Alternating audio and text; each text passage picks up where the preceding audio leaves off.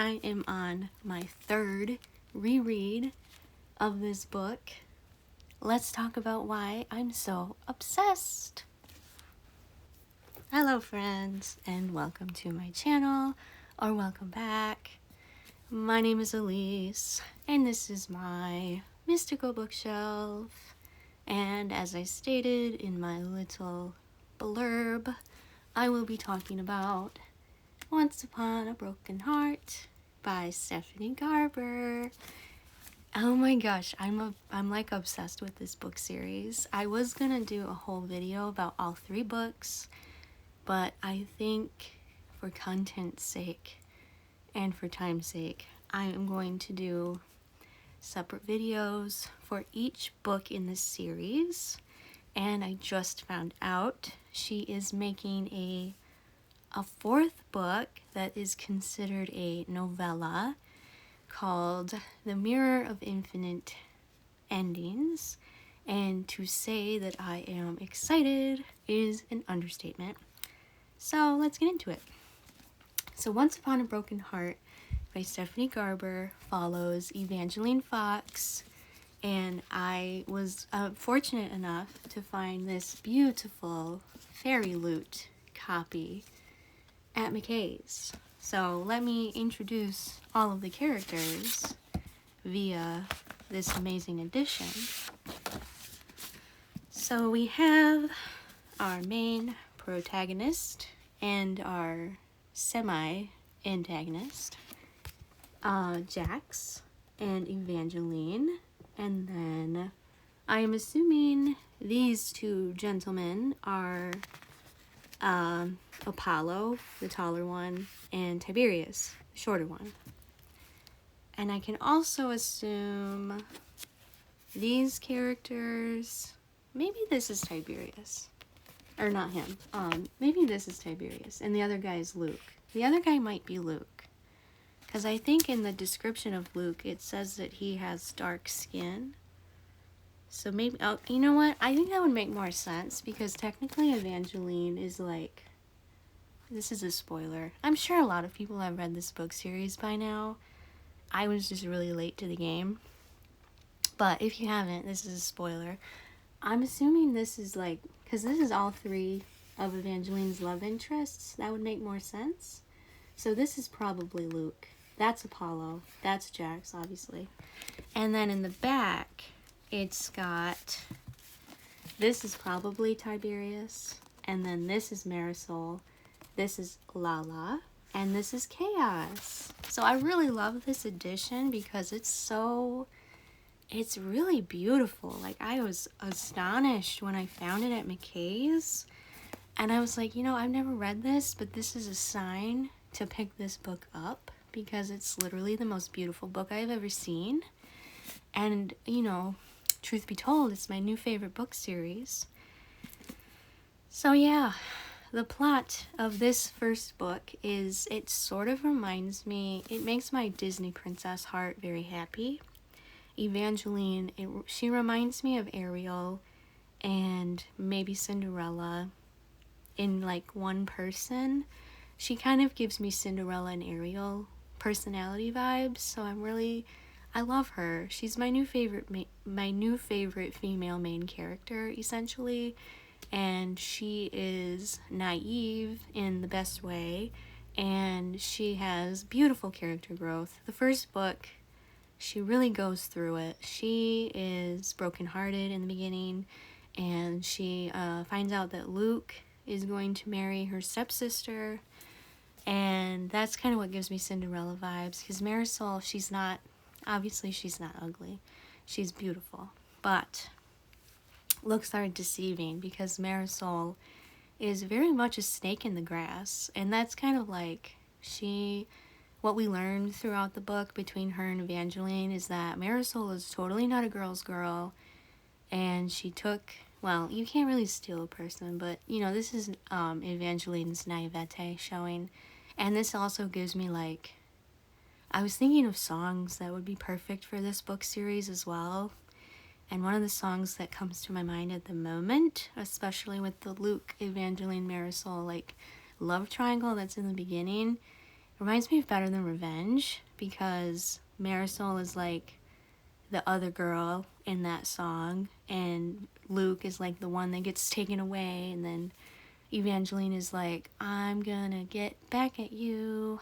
Or not really, I guess, but Evangeline's actually not very spiteful at all, and I really love that about her. She's very sweet and meek and loving. She's very soft. Like, a main character that is soft and strong is like my major, I don't know how to word it. It's my major turn on when it comes to books. I know that's a weird way to say it, but like a soft female main character that's also really strong, say less. That's all you gotta do, say less.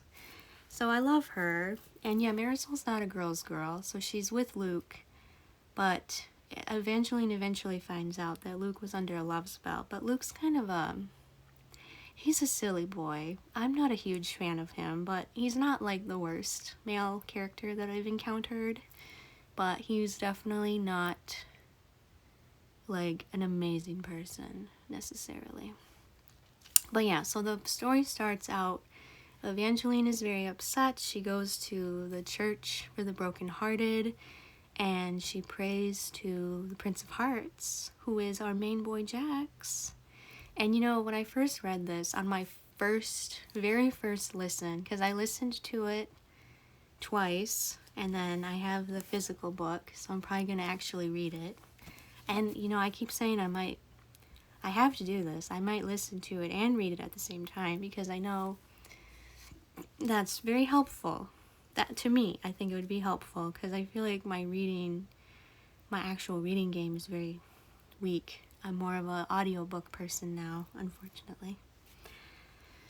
But yeah, so she prays to Jax, who is a fate, and upon my first listen, I was like, why do we like Jax? I don't understand why we like Jax. Because he's kind of an a-hole in the beginning, but like, you know, after reading it a couple times, I'm like, okay, I get it. I get it why we like Jax. I get it. I understand now. Because after I read Once Upon a Broken Heart, I went into The Ballad of Never After, then I went into the third book, A Curse for True Love, and I really totally understand the Jax and Evangeline love, but I will go into other books in other videos. But yeah, so we meet Jax in the beginning, and he's kind of like mocking Evangeline, but I don't, you know, upon reading it multiple times, I really don't think he's being mean. I think he's just teasing her and being truthful in a teasing way. So their chemistry right off the bat was like off the roof, on fire, in my opinion. So I understand why they're the OTP, because like, I am here for it. I'm an Ava Jax fan. Welcome to the club. But yeah, so they start an unusual alliance, and she says she wants help not getting Marisol and Luke married, and she makes a deal with Jax, and he gives her 3 broken heart bite marks on her wrist, and she's indebted to him now, which is very interesting. And I'm not sure why or how Jax became a fate. I have read on Instagram that the Carival series by Miss Garber really sheds light on that, so I might pick that up at some time. I have it on my hold shelf on Libby. It's not available right now, but I'm hoping it'll be available soon, because I would like to read Carival, because I know I've heard semi-good things about that book. But anyway, with Once Upon a Broken Heart, Jax and Evangeline kind of make an alliance with one another, and she stops the wedding, and she gets turned to stone, and she's turned to stone for about 6 weeks, which I thought was interesting.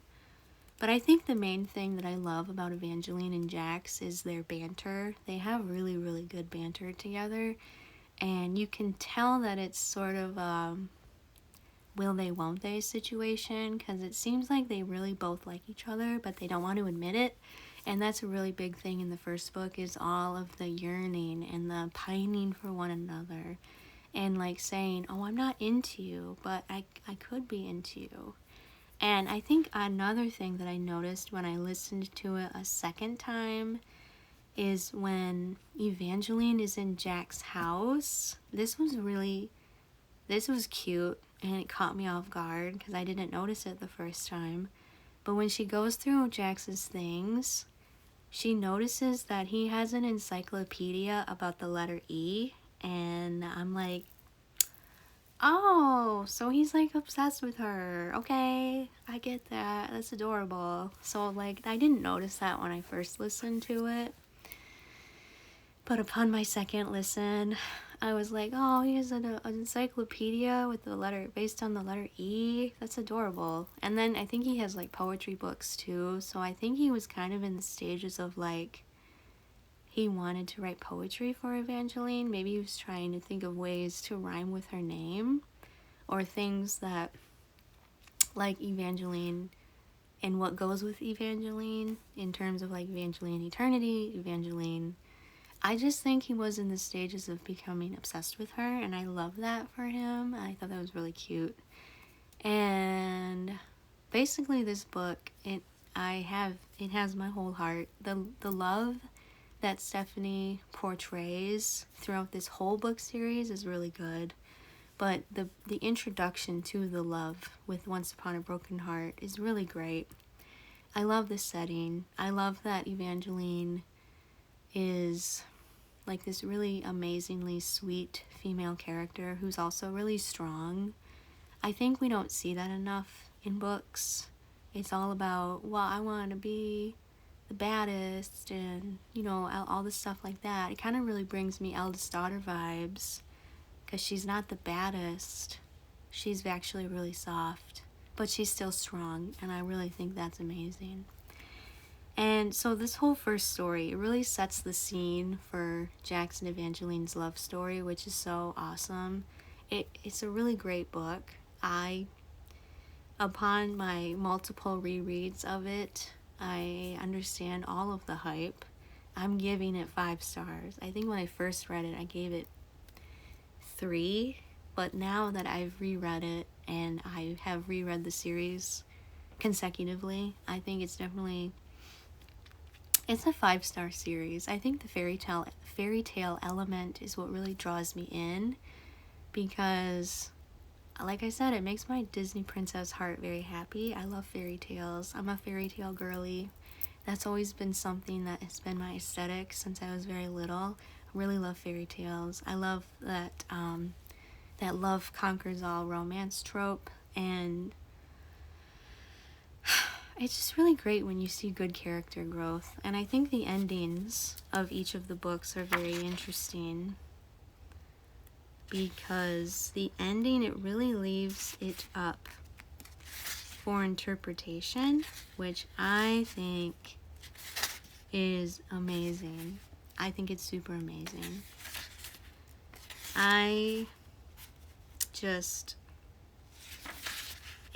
I'm sorry, I'm looking at it as I'm talking because I'm trying to see. The ending is like, it's just this little blurb, but the ending is so, like, it really sets it up very well for the Ballad of Never After, because Evangeline learns that she is the key to the Valerie Arch, which I thought was really interesting. And we get more of the Valerie Arch arc in the Ballad of Never After, but the last line is what really gives me chills, because it says, and the wolf's head emblem carved upon its center curved its mouth into a smile. And I'm just like, that writing, it's Stephanie, girl, you're good. Like that, I had that picture in my brain so crisply. Like, all of her writing in this book is really, really beautiful. And I think that's what draws me in so much, is it's very descriptive, and it feels magical. Like, this book, it feels like magic personified. And I love all of the little lore and the nuances, especially in the Magnificent North and how there's a story curse.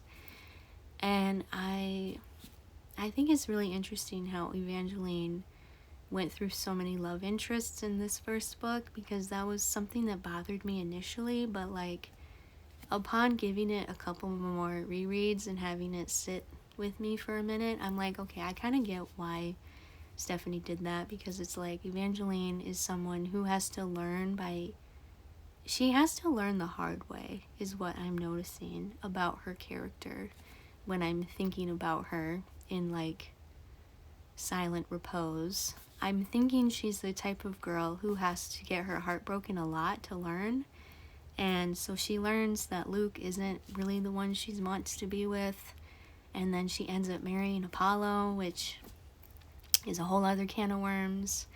And I'm really glad we learned more about him as the series goes on, because he definitely gives me Hans vibes. If you know, you know, like from Frozen. And I'm just really upset about it. Yeah, Apollo, when I first read it, I was like, I don't get why people don't like Apollo. But then I read the rest of the book series, and I'm like, oh, okay.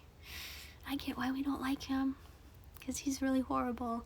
But in the beginning, he's actually not that bad. I mean, he's a little bit self-centered, but wink, wink. I think we all know where that's going, because there was a big mic drop in the Ballad of Never After. But I will get into that when I talk about the book in my next video. But yeah, and then I was really disappointed in Marisol. I was really hoping she would have a good redemption arc, but she really doesn't. Like, she's so not a girl's girl throughout this whole book. And I'm like, girl, what are you doing? Like, you have a horrible mom, and that's what gives me Cinderella vibes. And I was really rooting for her, but when she wants to snitch on Evangeline in the end, I'm like, girl, I'm so disappointed in you. But I was really proud of Evangeline for showing forgiveness towards Marisol. That was another big theme, is Marisol didn't really deserve Evangeline's kindness or forgiveness, but Evangeline was willingly kind to her. She gave her the benefit of the doubt a lot, which I love it when a character does that, when they show mercy. It really shows how strong Evangeline is, even though I think some people think she's weak, but she's really not. She's a beautifully strong character, and I think the power of her forgiveness is very amazing. And that's one thing that I noted, is that she never gives up on people either. That's something that she's very resilient. Like, that's what I love about her the most, is her resiliency. And I really love that the trope that she's a key. I really like that. I thought that was interesting, that she's a human key. It is really cool. But yeah, this book series is great. And I'm going to get into the second book in my next video, and we're going to talk about why Apollo sucks so much. So, you know, stay tuned for that. But thank you for subscribing, and thank you for coming back and watching more of my videos. And I will see you in the next one. Goodbye, friends.